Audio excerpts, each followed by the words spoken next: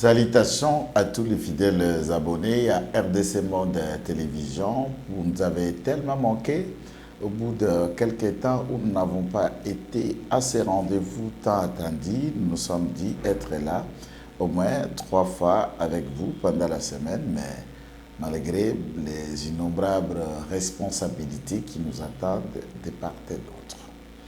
Aujourd'hui, nous avons un besoin d'analyser avec vous la situation sécuritaire à l'Est qui continue à préoccuper plus d'un Congolais. Puisque les Congolais ont constaté qu'un des avions militaires de l'État congolais a été touché légèrement par des missiles rwandais. Et cela, au regard du communiqué de la République démocratique du Congo, est apparenté à un état de guerre, à une provocation sans précédent, à un acte qui, d'après le gouvernement de la République, ne peut rester impuni ou silencieux. Mouyaya explique que nous ne nous laisserons pas faire. Le président de la République est allé au Qatar. D'ailleurs, le rendez-vous était de rencontrer le président rwandais Paul Kagame et arrivé sur les lieux. Le président a décidé de discuter avec ceux qui l'ont invité, mais pas de rencontre avec le chef de l'autorité rwandaise. Pourquoi? Pour des raisons de tension, mais également, il y a déjà des rencontres de cette nature à Luanda, à Nairobi, en France, en marge des sommets des Nations Unies, sans résultat, et le Congo ne veut plus se faire berner par une sorte d'hypocrisie rwandaise. Le Congo a pris notre option.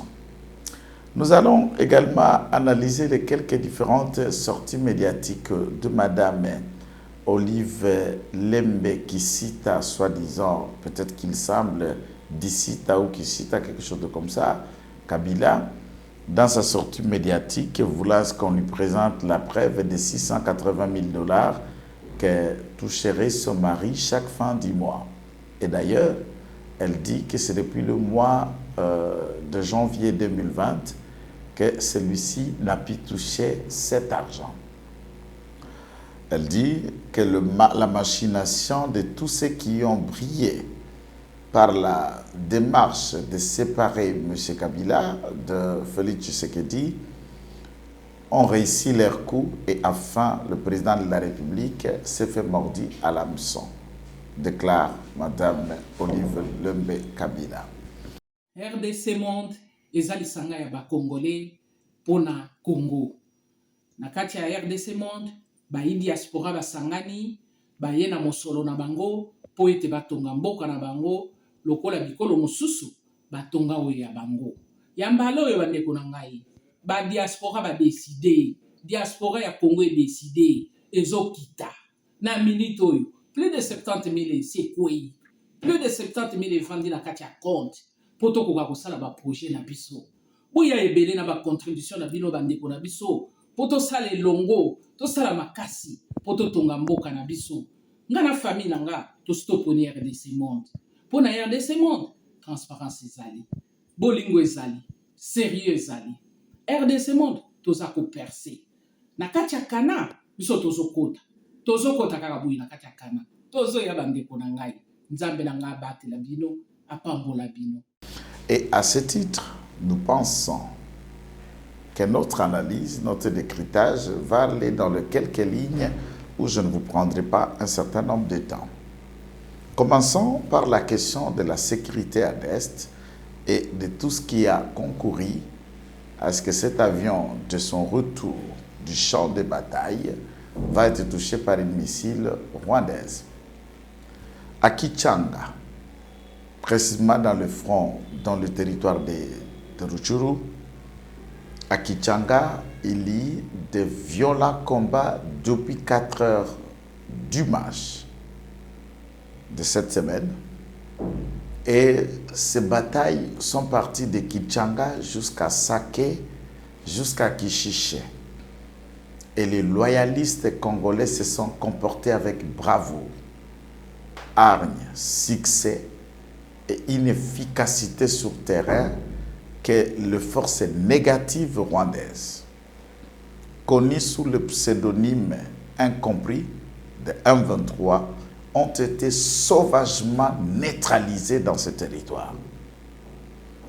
La réponse du Rwanda pour accompagner maintenant ces poulets sur terrain en République démocratique du Congo, il y a des colonnes de troupes rwandaises qui quittaient la frontière du Rwanda en direction de Kibumba, en direction de Kinshasa, certainement pour renforcer la position de la République, la position rwandaise contre les FARDC.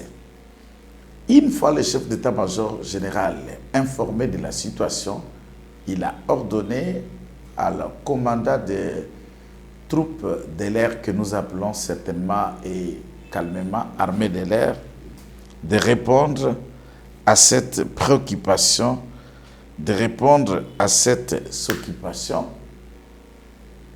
en réagissant efficacement par des tirs pour couper les ponts de ravitaillement des troupes rwandaises qui venaient au front pour accompagner ces troupes. Ce qui fut fait, on les a bâtis, on les a neutralisés et cet avion a fait un travail systématique. Mes chers compatriotes, les informations sur terrain font état de quelques centaines du rang des troupes rwandaises qui ne se sont pas sorties de la frappe de FARDC.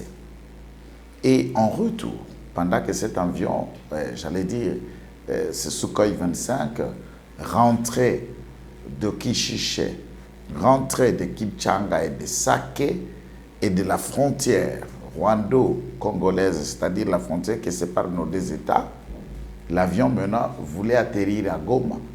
Et l'avion, il faut le souligner, n'a jamais franchi l'espace aérien congolais pour être notamment tant au Rwanda ou en Ouganda.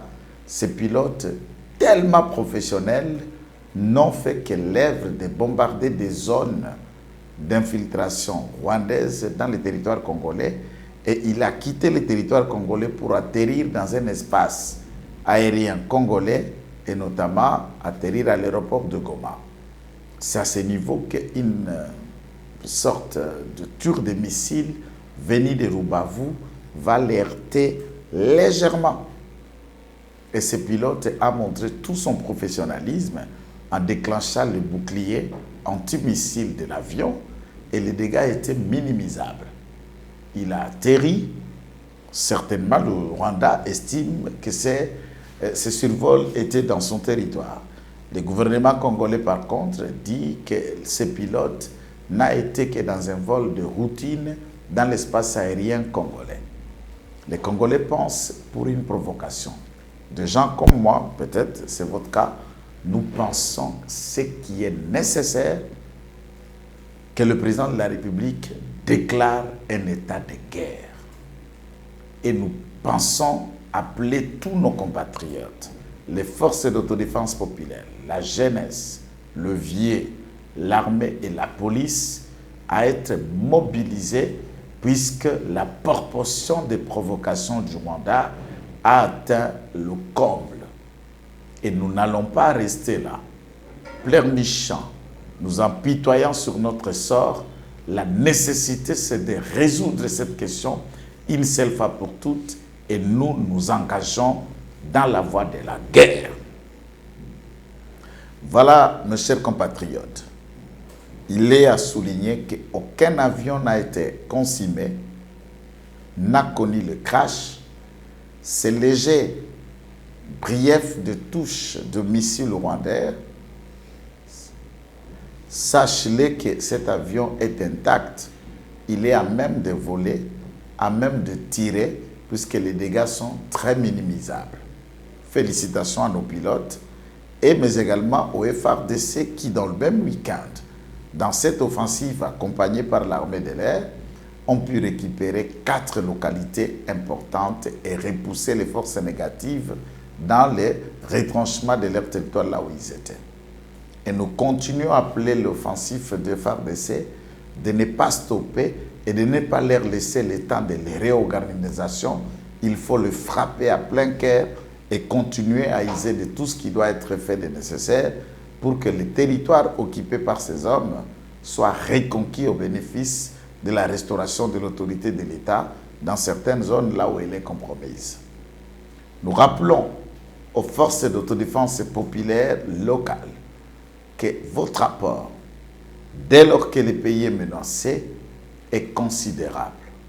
Surtout, nous continuons à vous appeler à la bonne discipline, à la bonne collaboration avec les FARDC, au respect des droits et de la population locale. Pas de pillage, pas de viol, ni une autre forme de ravir un bien appartenant à un particulier.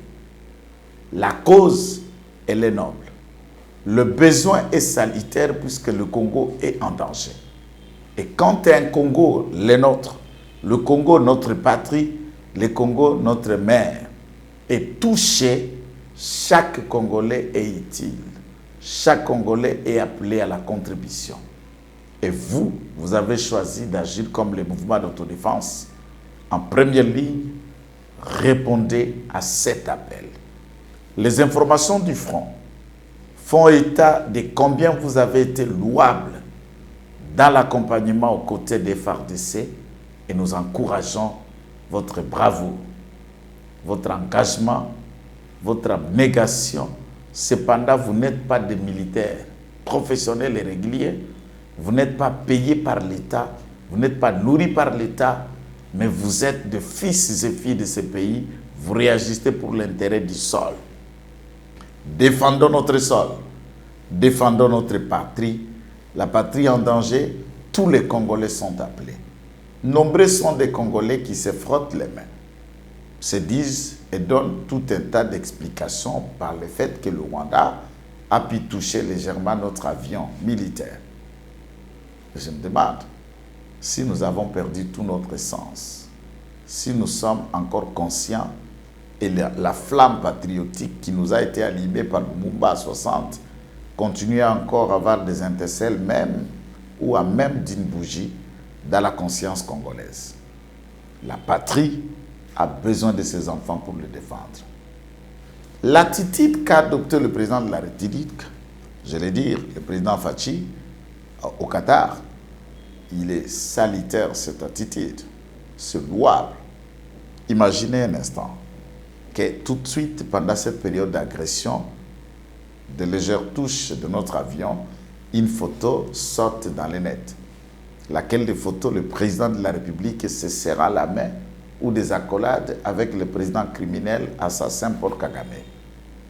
Peu importe les besoins de cette rencontre au Qatar, imagine ce que ça allait être dans la conscience collective. Combien d'entre vous l'appelleraient traître? Combien d'entre vous le penseraient qu'il est complaisant? Combien d'entre vous l'imagineraient et lui donneraient tout un tas de connotations d'après que vous avez essayé de le faire depuis qu'il est là, à la hauteur de la tâche? Puisque le communiqué du gouvernement, nous avions pris acte et constaté combien le Rwanda a brillé par la mauvaise foi, l'insensibilité et le manque de la disponibilité de répondre à l'initiative du mini-sommet de Luanda, la rencontre et les initiatives de Nairobi. Et le gouvernement prenant acte a décidé de ne plus prendre part dans toutes ces initiatives dans lesquelles nous nous trouvons sur la même table avec le Rwanda.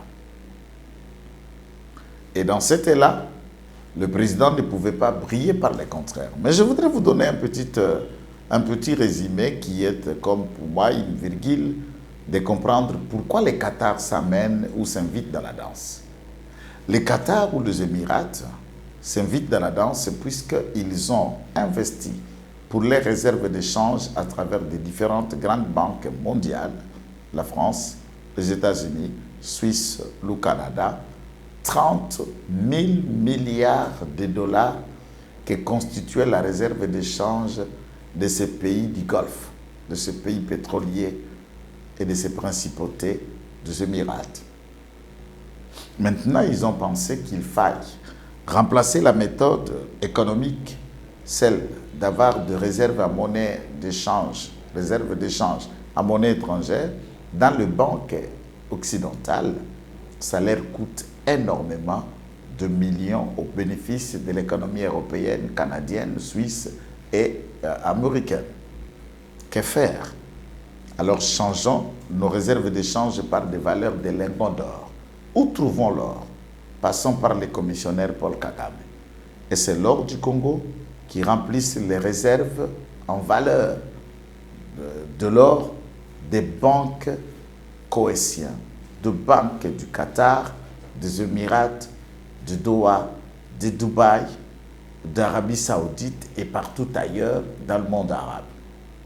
Voilà pourquoi, se trouvant dans l'incapacité de tirer profit, puisque la fourniture de cet or a cessé depuis que le président de la République a durci de méthode de renforcer tout autre moyen d'exploitation illicite et illégale de nos matières premières, notamment l'or, le Rwanda est en difficulté de remplir sa part des contrats. Je suppose que le Rwanda va dire aux Qatariens, écoute, je voudrais bien vous donner cet or, mais c'est le président Tshisekedi.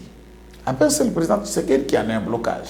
Comme ça, nous allons le faire appeler à Doha et on va discuter, voir de quelle manière nous pouvons appuyer et permettre cette exploitation où les échanges commerciaux, économiques de pierres précieuses continuent. Le président n'a pas utilisé le dos de la cuillère. Mes chers compatriotes congolais veulent voir leur économie monter et le fruit qui tombe de la vente de différentes pierres précieuses, don de Dieu pour le bénéfice du Congo. Vous voulez l'or? Venez chez moi. C'est moi qui ai cet or. C'est mon pays et mon peuple attend le fruit de cet or. Vous passez par Kagame, vous n'aurez pas notre or.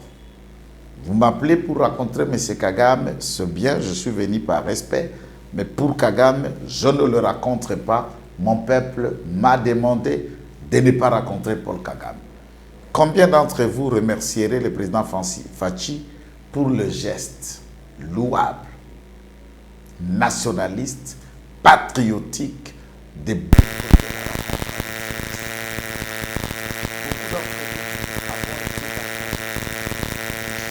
du Premier ministre congolais Sama Lukonde qui avait refusé de se faire photographier en photo de famille, là où il y avait les chefs d'État et les chefs du gouvernement africain lors du sommet de la francophonie. Pourquoi?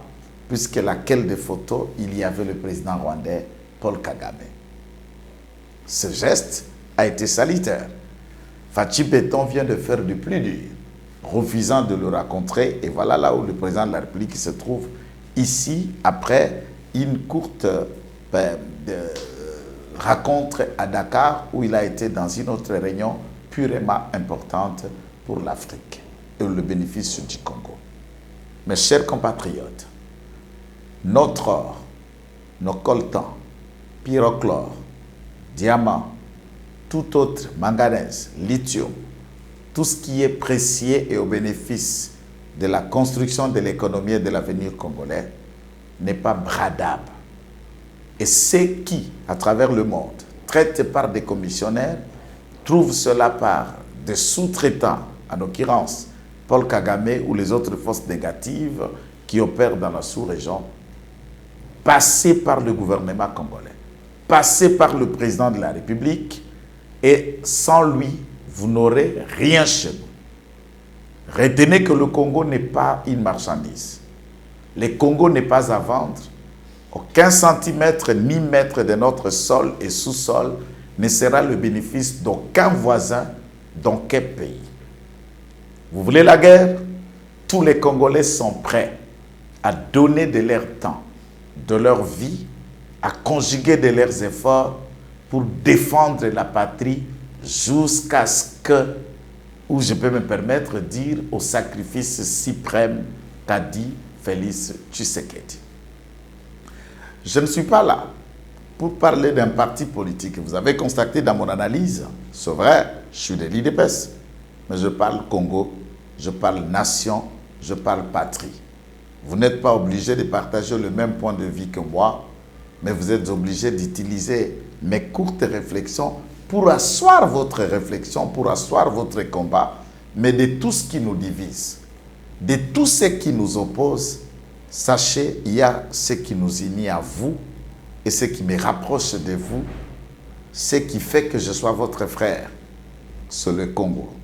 C'est notre sol. C'est la patrie. C'est la nation. C'est notre peuple.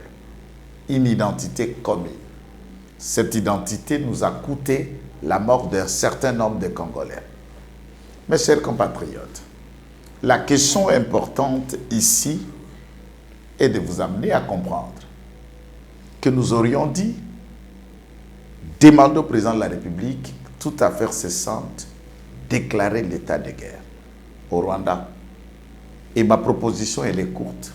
Si aujourd'hui les FARDC, Nasukhoi 25, frappent le cœur de Kigali, de Rubavu, de Gisenyi et de les environs, toute la troupe rwandaise qui sévit dans la région et dans la sous-région, tuant, massacrant et sémant en sabotant l'autorité de l'État tout en la compromettant. Ils lui rentreront au Rwanda pour aller prêter main forte puisque la case est en train de brûler. C'est ainsi, je voudrais bien dire à nos pilotes, en remontant cette fois-ci, ne tirez pas seulement au Congo. Je vous demande, si le 8 bombes de cet avion, s'il touche encore cet avion, nos pilotes sont meilleurs.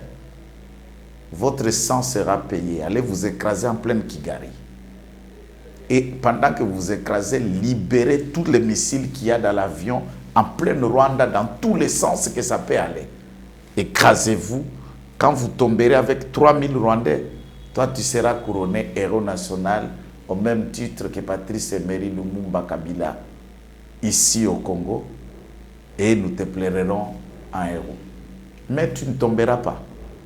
Tu abattras, tu feras tomber les Rwandais et tu retourneras chez nous sain et sauf, puisque l'esprit de Lumumba, l'esprit de Fumu Kimbangu te guidera et te protège jusqu'à ce que tu retournes dans la terre de Kimbangu.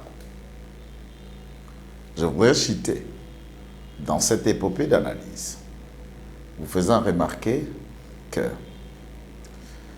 les débats autour des salaires et de certaines violations de loi, comme on en a estimé, le ministre des Finances a décidé de réduire les paiements ou les salaires que toucherait l'ancien président de la République à 12 750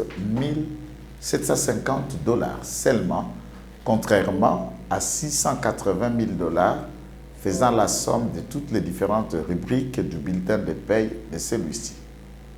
Chose qui met Madame Olive à toute évidence et qui fait la nudité d'un comportement de dépression, d'un comportement purement psychosomatique. Et je commence à imaginer Madame Olive presque comme Némo Dansemi à l'époque où le président de la République avait décidé de l'envoyer au CNPP. Mes chères dames, je me suis proche de Madame Olive. Madame a commencé à souffrir déjà de la dépression. Je n'apprécie pas M. Kabila, mais j'ai choisi le silence de son mari que le bouche bavard de sa femme. Et je l'invite à adopter l'attitude de son mari qui est celui de silence. Mais pour vous qui constatez cette attitude dépressive, ramenez Madame Olive voir son médecin et d'être suivie psychologiquement, sinon elle est en train de sombrer. Ainsi donc, nous vous appelons à liker, à partager la courte vidéo et n'oubliez pas de laisser un commentaire après l'avoir suivi. Et si vous constatez que vous n'êtes pas encore abonné à la chaîne, c'est l'occasion de vous abonner, de cliquer sur la cloche, vous permettant de ne jamais manquer aucune de nos différentes émissions. Salutations à tous ceux qui nous connaissent et qui aiment nos différentes analyses. Avec le même plaisir, nous vous promettons d'y revenir très prochainement. Au revoir.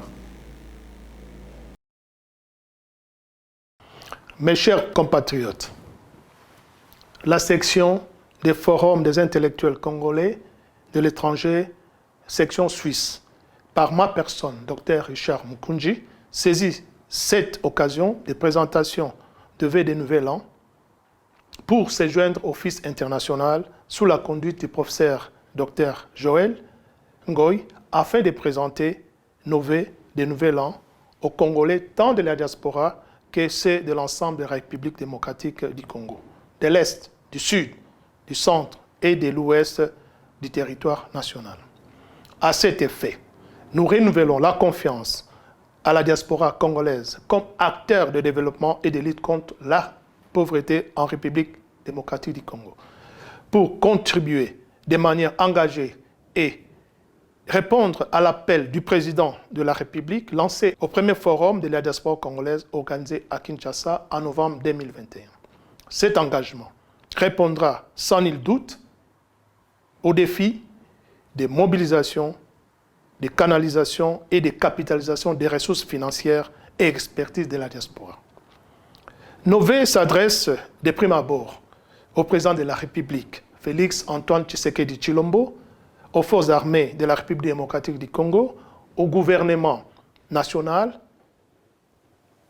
pour la continuation dans la durée de la capitalisation du succès diplomatique appuyé par une excellente expertise obtenue dans la patience et l'abnégation.